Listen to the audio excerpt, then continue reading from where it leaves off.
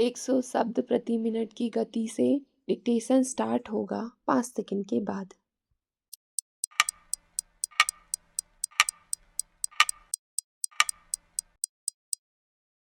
महोदय, नियोजन उन गरीबों और दलितों के हितों की रक्षा के लिए महत्वपूर्ण है जो अधिकतर बाजार व्यवस्था के बाहर हैं और जिनके पास ऐसी परिसंपत्तियां भी नगण्य हैं कि जिनके बल पर आर्थिक गतिविधि के स्वाभाविक विकास का लाभ उठाया जा सके।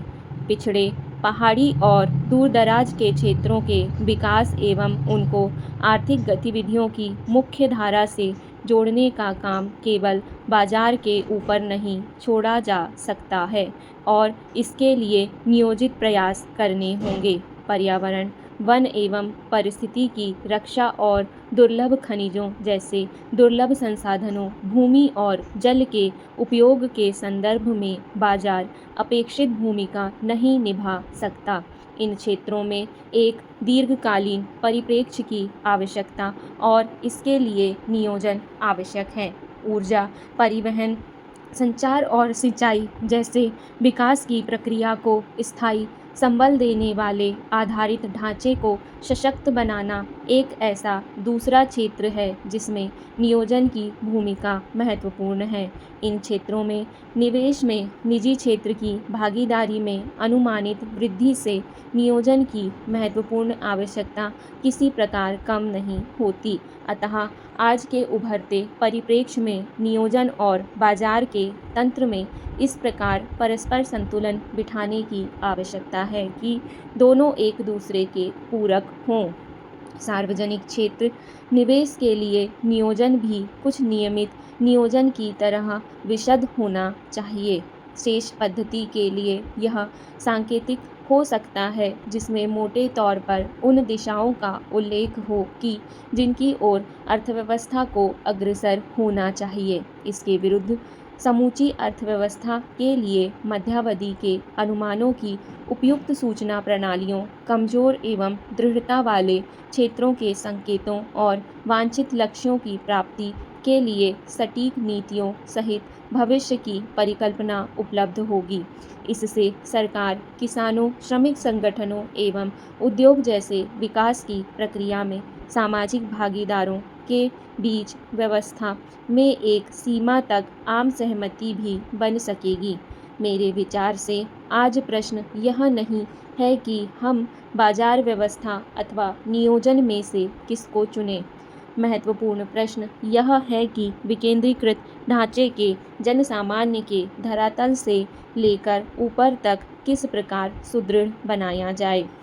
केंद्र और राज्य दोनों की सरकारों के सामने आम जनों और संपन्न लोगों की खाई को पाटने का काम इस समय सर्वोपरि है। अतः असली चुनौती यह है कि वे नीति निर्धारण में विशेषतया मानवीय और आर्थिक विकास के महत्वपूर्ण और अंतर क्षेत्रीय मामलों में समग्र दृष्टिकोण विकसित करने से समन्वयकारी भूमिका का निर्वाह करें।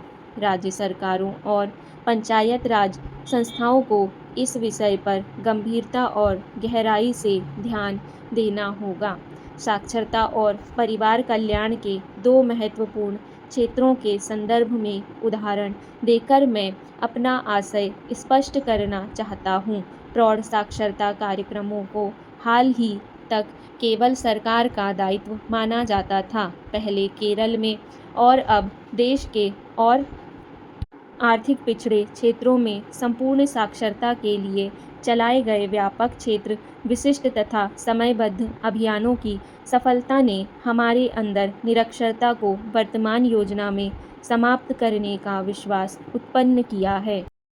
महोदय, आधुनिक काल हमारे राष्ट्र का वैज्ञानिक एवं औद्योगिक क्रांति युग ही है। इस युग के विज्ञान यज्ञ को सफल बनाने में ही भारतवासी का योगदान नितांत आवश्यक है। इस विज्ञान क्रांति की गति इतनी धीमी क्यों?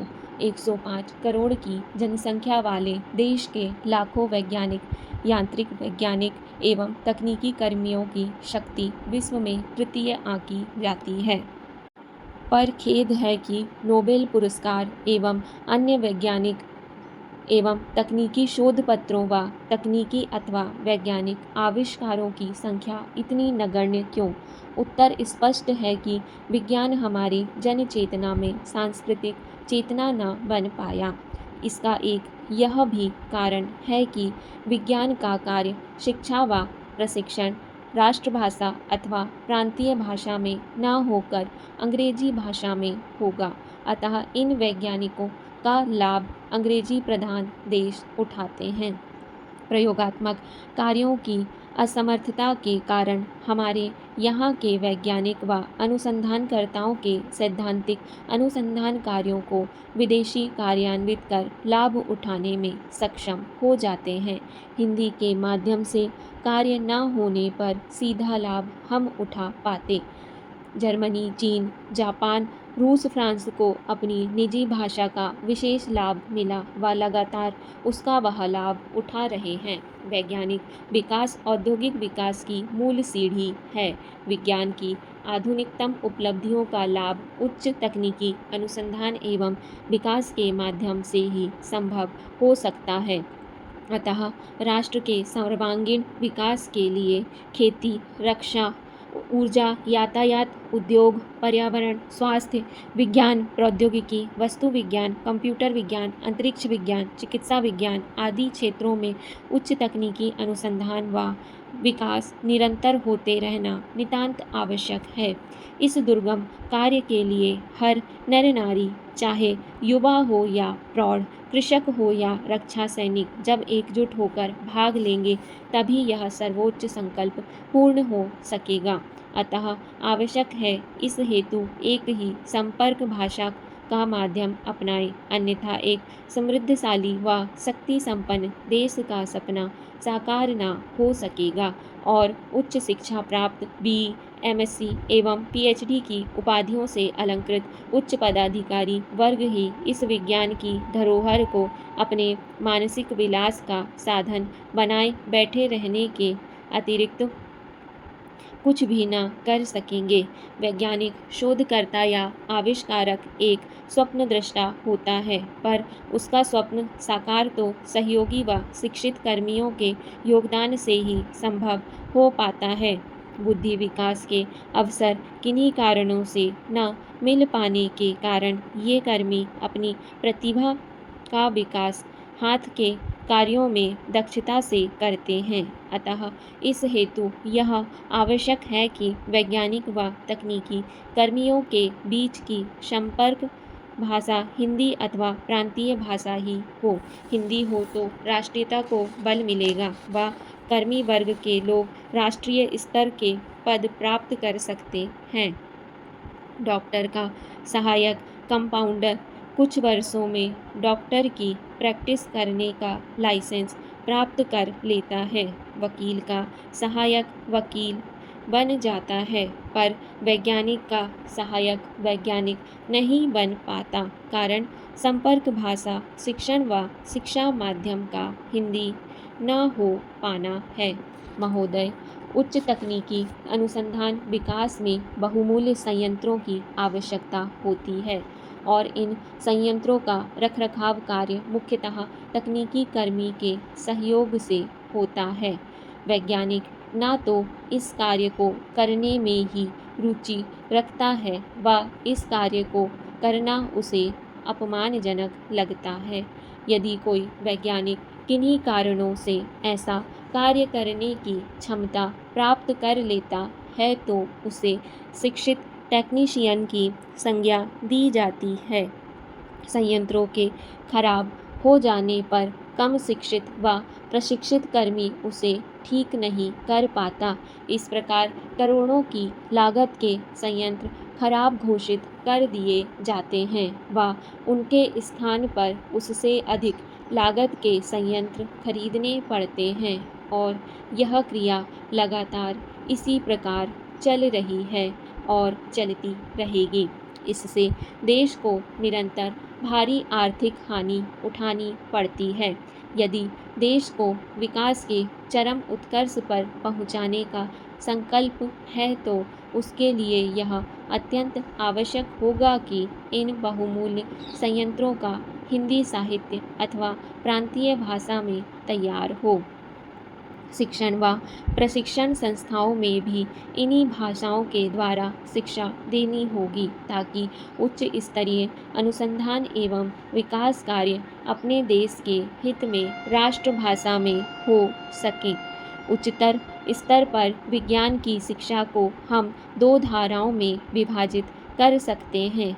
एक धारा में विशुद्ध वैज्ञानिकों को ले सकते हैं, यानी बेसिक साइंसेज को, जिसमें भौतिक, रासायनिकी, भूविज्ञान, गणित, जीव विज्ञान आदि आते हैं, और दूसरी धारा में व्यावसायिक विषयों को ले सकते हैं, जिनमें चिकित्सा, इंजीनियरिंग, कृषि, पशु चिकित्सा आदि आते हैं। इन दोनों ही धाराओं को हम और आगे दो स्तरों में उपविभाजित करते हैं। एक तो स्नातक स्तर अर्थात ग्रेजुएशन और दूसरा स्नातकोत्तर स्तर अर्थात पोस्ट ग्रेजुएशन। व्यावसायिक विषयों के अध्यापन में यदि कुछ थोड़ा बहुत हिंदी माध्यम का उपयोग हो रहा है तो वह केवल कृषि एवं पशु चिकित्सा के ही क्षेत्र में है, और वह भी संभवतः उस शब्दावली तक सीमित है जिसका प्रयोग कृषक अथवा पशुपालक वर्ग तक सामान्य जानकारी पहुंचाने में किया जाता है। चिकित्सा एवं इंजीनियरिंग के क्षेत्र में स्नातक स्तर पर भी हिंदी माध्यम से शायद ही कहीं पढ़ाया जाता हो, और इसका स्नातकोत्तर स्तर पर तो कतई है ही नहीं। विशुद्ध विज्ञानों का शिक्षण विश्वविद्यालयों के अपने निजी विभागों में होता है या उनके अंतर्गत अलग अलग कॉलेजों में। क्या इन विज्ञानों और कॉलेजों में हिंदी माध्यम से विज्ञान की शिक्षा दी जा रही है? उत्तर है स्नातकोत्तर स्तर पर कतई नहीं, और स्नातक स्तर पर शायद कहीं इनका इक्का दुक्का कॉलेजों में, और वह भी एक ऐसे मिले जुले रूप में जिसे हम हिंदी अंग्रेजी की खिचड़ी कहेंगे। इसका प्रमाण है वे उत्तर पुस्तिकाएं जिनका मूल्यांकन करने का मुझे अनेक बार अवसर मिला है। यह ठीक है कि मेरा यह अनुभव जीव विज्ञान में है, पर संभवतः अन्य विषयों में स्थिति उससे भी ज़्यादा ही निराशाजनक होगी। कुल मिलाकर शिक्षा दोषपूर्ण है। डिक्टेशन पसंद आए तो वीडियो को लाइक तथा चैनल को सब्सक्राइब ज़रूर करें। धन्यवाद।